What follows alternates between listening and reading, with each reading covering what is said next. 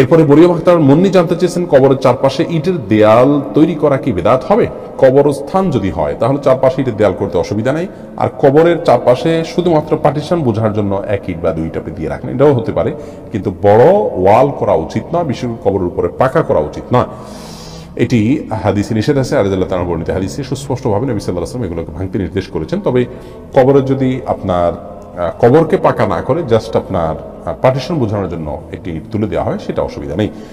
MD Omar Faruk জানতে চেয়েছেন, ফজরের নামাজের পর ঘুমানো শরীয়তে বিধান কি? এটি জায়েজ আছে, তবে অনুত্তম কাজ। নবী করিম সাল্লাল্লাহু আলাইহি ওয়াসাল্লাম দোয়া করেছেন, আল্লাহুম্মা বারিক লি উম্মতি ফি বুকুরিহা, আল্লাহ আমার উম্মতের জন্য সকালের সময়টাতে আপনি বরকত দান করুন। অতএব সকালের সময়টাতে না ঘুমানো উচিত বা উত্তম। কেউ অসুস্থ থাকলে ভিন্ন কথা, বৃদ্ধ হলে ভিন্ন কথা।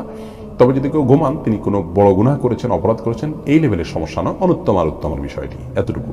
তাছাড়া নবী সাল্লাল্লাহু আলাইহি ওয়াসাল্লাম সকালে ঘুমাতেন না কখনো, সেজন্য এটি সুন্নাতের খেলাফ।